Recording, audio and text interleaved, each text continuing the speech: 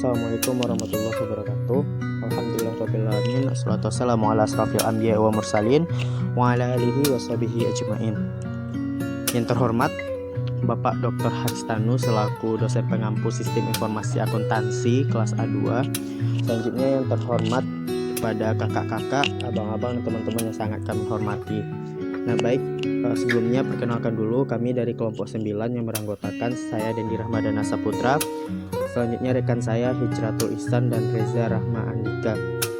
Baik, pada pertemuan kali ini kita akan membahas sebuah materi tentang the expenditure cycle part 2, payroll processing and fixed asset procedure.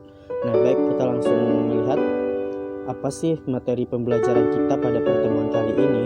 Yang pertama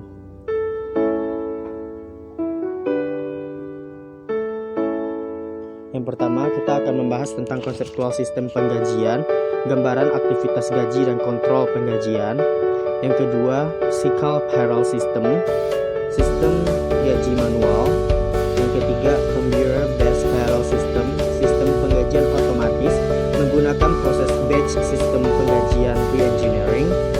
Yang keempat, conceptual system assets tetap, logic of a fixed asset system, computer based fixed asset system. Yang kelima, sistem control asset tetap. Nah baik, kita lihat yang pertama, konseptual sistem penggajian. Nah, dalam konseptual sistem penggajian ini terdapat beberapa unsur. Yang pertama adalah departemen personalia. Nah, departemen personalia ini adalah sebuah departemen yang menyusun dan menyampaikan bentuk tindakan personil untuk departemen persiapan penggajian. Nah, dokumen-dokumen ini mengidentifikasi karyawan yang berwenang untuk menerima cek gaji dan digunakan untuk mencerminkan perubahan dalam tarif per jam gaji, pemotongan gaji, dan klarifikasi pekerjaan. Yang kedua adalah departemen produksi. Nah, pada departemen produksi ini, karyawan departemen produksi menyiapkan dua jenis catatan waktu. Yang pertama, tiket pekerjaan, dan yang kedua, kartu absensi.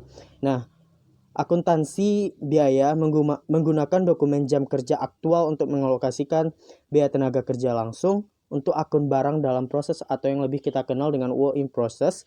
Kartu absensi dikirim ke departemen persiapan penggajian untuk menghitung jumlah gaji karyawan. Nah, yang ketiga itu adalah perbarui akun work in process. Nah, setelah akuntansi biaya mengalokasikan biaya tenaga kerja ke akun work in process, biaya dirangkum dalam ringkas distribusi tenaga kerja dan diteruskan ke departemen buku besar. Nah, yang keempat, mempersiapkan penggajian. Nah, pada tahap ini, departemen penggajian menerima data upah dan pemotongan dari departemen personalia dan data jam kerja dari departemen produksi. Nah, pada tahap ini juga petugas departemen penggajian kemudian menyiapkan register gaji. Nah, memasukkan ke dalam register gaji tersebut dimasukkan ke dalam penggajian karyawan, menyiapkan cek gaji karyawan, mengirim cek gaji ke departemen distribusi cek gaji, dan menyimpan kartu absensi, formulir tindakan personal, dan salinan gaji register. Nah, yang kelima, mendistribusikan cek gaji. Nah, suatu bentuk penipuan penggajian melibatkan mengirimkan kartu absensi bagi karyawan yang tidak ada. Nah, untuk mencegah penipuan tadi, banyak perusahaan menggunakan juru bayar untuk mendistribusikan gaji kepada karyawan. Nah, jika karyawan yang valid tidak mengklaim gaji, juru bayar mengembalikan cek kepada penggajian. Alasannya adalah cek yang beredar yang tidak diklaim dapat diselidiki. Nah, selanjutnya yang keenam, mempersiapkan utang usaha. Nah, petugas utang usaha atau meninjau kebenaran untuk register gaji dan mempersiapkan salinan dari voucher pengeluaran kas. Nah, selanjutnya adalah baru setelah tadi mempersiapkan utang usaha, kita yang ketujuh harus mempersiapkan pengeluaran kas. Nah, dalam mempersiapkan pengeluaran kas ini, tadi kita dapat paket voucher. Nah, Departemen Pengeluaran Kas mempersiapkan cek tunggal untuk seluruh jumlah gaji dan menyimpan dalam rekening penggajian Perscot. Yang kedelapan, update buku besar. Nah, pada update buku besar ini, Departemen Buku Besar menerima ringkas distribusi tenaga kerja dari akuntansi biaya, voucher pengeluaran dari AP, dan voucher jurnal dari pengeluaran kas. petugas menyimpan ringkasan voucher dan distribusi tenaga kerja. Nah, seperti inilah bentuk contoh dari time card. Semoga jelas, atau nanti untuk lebih jelasnya bisa dilihat di Word. Nah, ini adalah contoh payroll register yang tadi dijelaskan. Nah, ini adalah contoh employee payroll record, ya, tenaga kerja, catatan jam kerja tenaga kerja. Nah, selanjutnya kita masuk kepada teknologi dasar pengendalian internal sistem penggajian. Nah, yang pertama itu adalah kontrol fisik penggajian, yang kedua adalah kontrol IT. Nah, pada kontrol fisik penggajian ada namanya otorisasi transaksi. Nah, otorisasi transaksi ini ditujukan untuk mencegah bentuk penipuan penggajian. Nah, dimulai dari Departemen Personalia membantu penggajian menjaga catatan karyawan saat ini. Nah, dokumen inilah nantinya akan menjelaskan penambahan, penghapusan, dan perubahan lain ke file karyawan dan bertindak sebagai kontrol otorisasi untuk memastikan bahwa hanya kartu absensi karyawan dan valid yang diproses. Nah, jadi otorisasi ini lebih ke pengendalian awal. Nah, selanjutnya adalah pemisahan tugas. Nah, pemisahan tugas ini dilakukan di Departemen Produksi, timekeeping atau yang lebih, dan Departemen Personalia harus dipisahkan. Nah, berarti di kontrol ini pemisahan tugas dimasukkan itu adalah Departemen Produksi dan Departemen Personalia itu memang harus dipisahkan karena alasannya adalah untuk tujuan efisiensi operasional. Departemen Penggajian melakukan beberapa tugas yang diantaranya adalah bertentangan dengan tujuan pengendalian internal dasar. Sebagai contoh, Departemen Penggajian memiliki baik hak asuh aset, gaji karyawan, dan tanggung jawab pengelolaan catatan penggajian karyawan. Nah, yang ketiga adalah pengawasan. Nah, pengawasan ini semua kita pasti sudah tahu fungsi dari pengawasan. Nah, pengawasan ini setiap materi dalam setiap sesuatu dalam karyawan itu dalam perusahaan itu harus dilakukan sebuah kata yang namanya pengawasan. Nah, mulai dari absensi karyawan, apakah dia terlambat atau tidak hadir, pengawas harus mengamati proses ketepatan waktu. Jadi di sini yang dimaksudkan pengawasan adalah lebih ke kedisiplinan dari karyawan yang bersangkutan. Nah, yang keempat adalah catatan akuntansi. Nah, jelas jejak audit untuk penggajian meliputi dokumen-dokumen berikut. Nah, jadi harus dilihat jejak auditnya gimana. Nah, bisa dilihat dari dokumen seperti kartu absensi, tiket pekerjaan, dan voucher penyaluran, informasi jurnal, rekening buku besar pembantu, dan rekening buku besar. Nah, yang kelima adalah kontrol akses. Nah, aset yang berkaitan dengan sistem penggajian adalah tenaga kerja dan uang tunai, pasti dong. Nah, di saat tenaga kerja lost control, maka penggajian itu bakalan kacau gitu. Begitupun dengan uang tunai. Yang namanya penggajian pasti berhubungan dengan yang namanya uang gitu kan.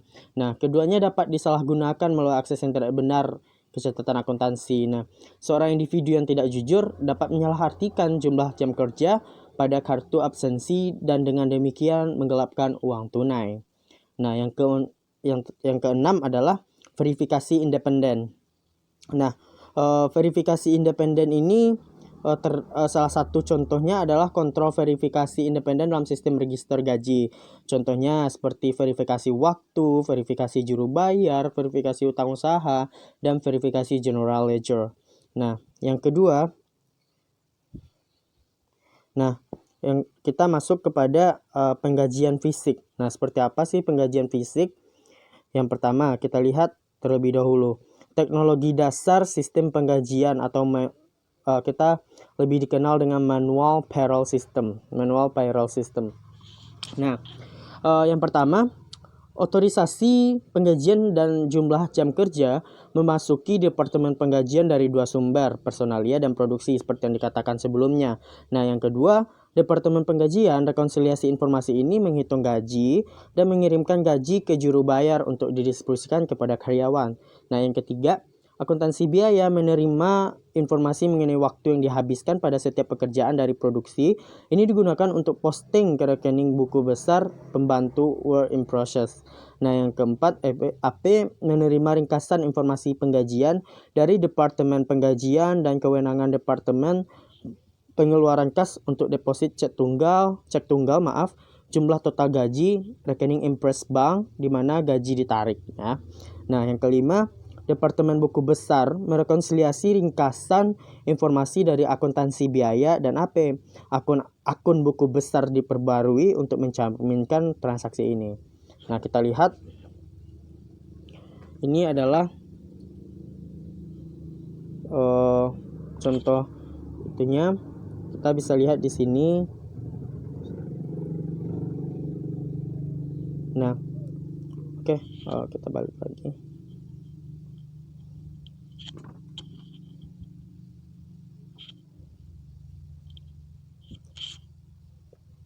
Nah, sini kita bisa lihat, tapi kalau di PPT kurang jelas. Jadi untuk lebih bisa memahaminya gimana siklus manual payroll system ini, teman-teman bisa melihatnya di Word, karena di PPT kurang jelas.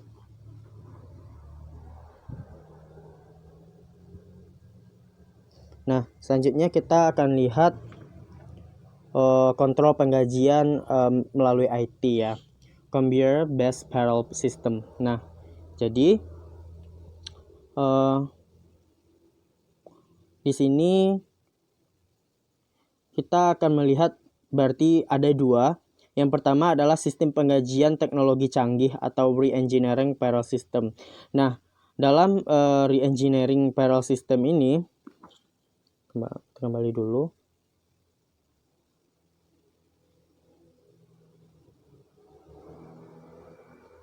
Nah, dalam re-engineering payroll system ini, untuk organisasi berukuran sedang dan besar, proses penggajiannya sering terintegrasi dalam sistem manajemen sumber daya manusia.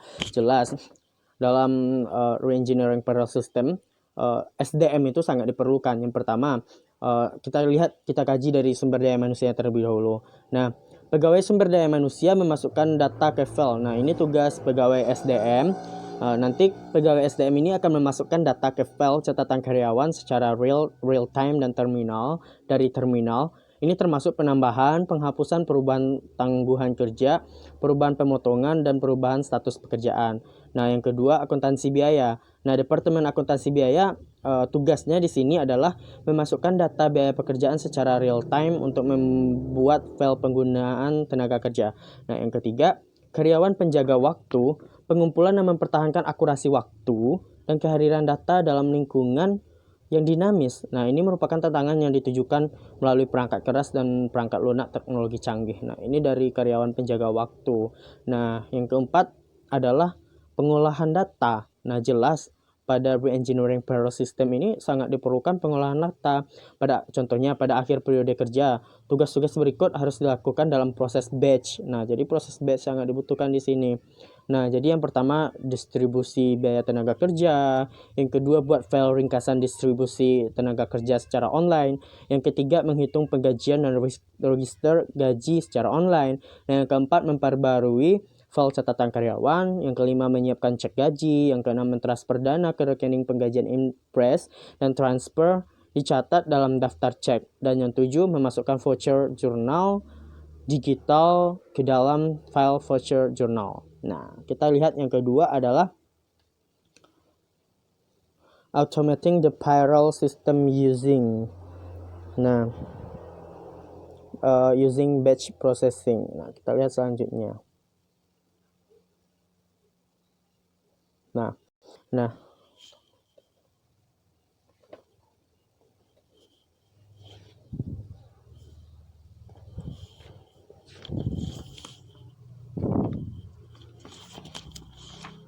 Nah, pada automating the payroll system using batch processing ini, kita ada kontrol masukan, kontrol pengolahan, dan kontrol keluaran.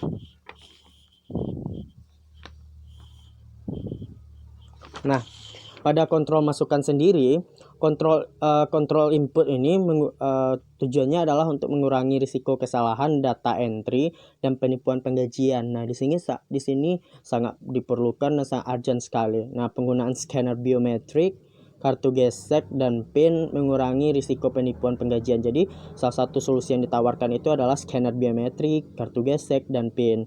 Nah, selanjutnya ialah proses kontrol.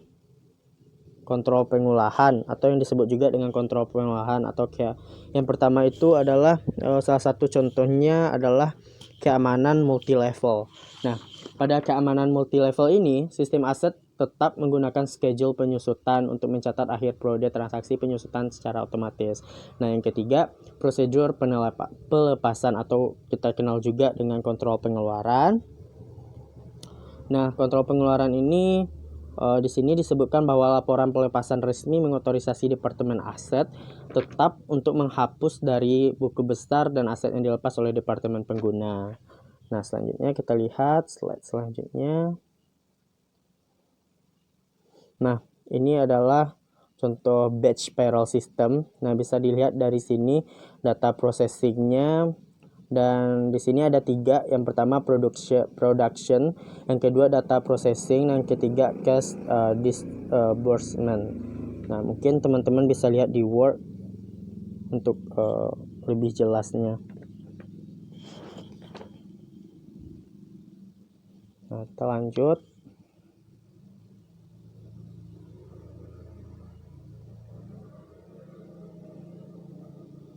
Nah, ini tadi sudah dijelaskan ya, karena slide-nya lambat. Nah,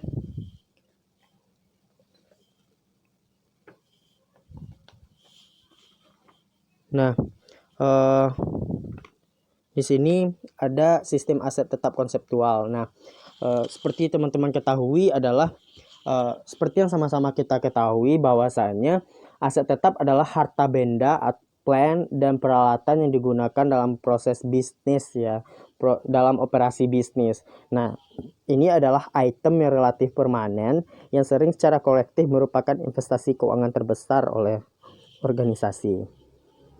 Nah, logika sistem aset tetap. Nah, pada logika sistem aset tetap ini ada beberapa hal yang perlu kita ketahui. Yang pertama, akuisisi asetnya, berarti memiliki aset terlebih dahulu. Nah, yang kedua adalah pemeliharaan aset. Nah, pemeliharaan aset ini tentu bagaimana cara perusahaan tersebut untuk menjaga asetnya mulai dari servis, penjagaan, atau kita kenal juga dengan maintenance-nya gitu. Nah, yang ketiga adalah pelepasan aset. Nah, ketika aset telah mencapai akhir masa pakainya, untuk ketika manajemen memutuskan untuk membuangnya, aset harus dikeluarkan dari buku besar pembantu aset tetap gitu. Nah, manajer yang bertanggung jawab untuk mengeluarkan permintaan untuk melepas aset. Nah, itu prosedurnya. Nah, ini adalah data flow diagram untuk fixed asset system. Nah, bisa dilihat di sini. Ini itu sudah diberikan nomor-nomornya. Yang pertama user department, kita mulai purchase requisition. Nah, yang pertama itu authorization producers. Nah, baru kita lanjut ke proses yang kedua, di mana antar prosesnya adalah purchase approval. Yang kedua itu kita purchasing. Nah, dari purchasing ini kita masuk kepada vendor ya. Vendor. Nah, purchase order nanti baru masuk ke account payable. Nah, dari account payable nanti accounts payable subledger. Nah, authorized payment dan cash disbursement. Nanti kita langsung masuk ke vendor, nanti hasilnya itu kita masukkan ke vendor. Dari vendor supplier invoice masuk ke account payable dan juga dikirim ke packing slip atau receiving. Nah, dari receiving baru dibikinkan receiving report, baru masuk ke accounts payable lagi. Nah, dari accounts payable nanti dikirimkan ke fixed asset accounting. Nah, asset cost data nanti akan dibuat asset cost datanya. Terus dari account payable juga nanti akan dikirim journal voucher ke general ledger. Nah, fixed asset accounting juga nantinya akan mengirimkan journal voucher kepada general ledger process. Nah, dari tadi accounts payable juga authorized payment, dia menandatangani pembelian. Nah, dikirim ke cash disbursements. Nah, nanti cash disbursements juga mengirim ke journal voucher ke general ledger. Nah, postnya dari cash disbursement adalah check register. Nah, dari general ledger process nanti adalah postnya general ledger. Nah, selanjutnya dari kita lihat di bawah itu ada fixed asset. Nah, fixed asset itu disposal report-nya, nanti disposal process. Nanti juga ada dari awal lagi asset disposalnya dilakukan oleh user department, disposal request, authorizations, disposal approval. Nah, jadi nanti juga ada dilakukan oleh user department, asset change. Nah, depreciation schedule nanti dikirim ke fixed asset dan kembali ke general ledger process. Nah, kita lanjut saja. Nah, selanjutnya kita lihat sistem fisik aset tetap. Nah, kita akan lihat terlebih dahulu prosedur akuisisi.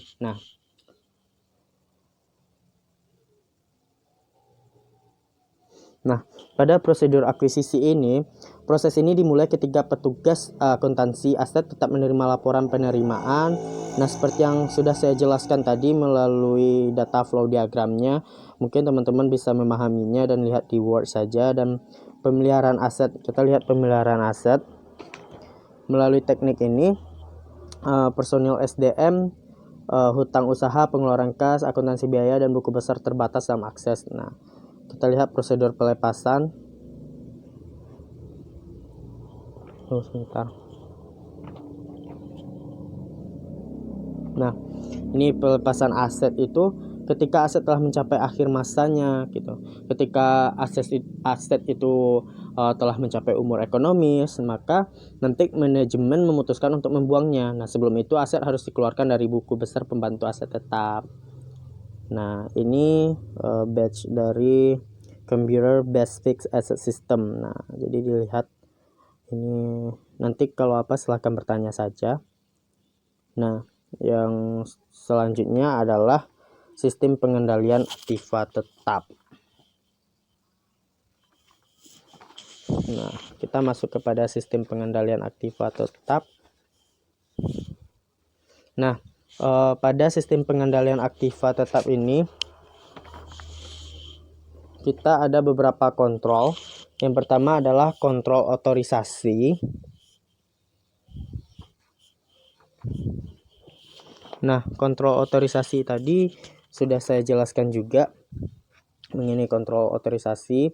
Nah, kontrol otorisasi ini adalah di mana masing-masing departemen,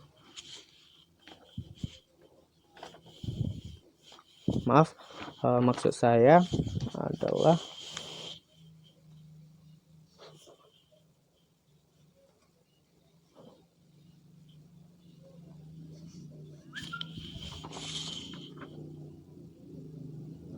maaf sebelumnya terjadi kesalahan tadi. Nah, kontrol otorisasi itu adalah untuk mencegah untuk penipuan penggajian. Nah, nanti Departemen Personalia membantu pengajian mencegah catatan karyawan saat ini. Nah, kontrol pengawasan. Nah, di sini lebih ditegaskan kepada pengawasan kedisiplinan. Dan ketiga adalah kontrol verifikasi independen. Nah, kontrol verifikasi independen ini adalah contohnya sebagian pada perusahaan itu adalah kontrol verifikasi waktu, verifikasi juru bayar, hutang usaha, dan general ledger.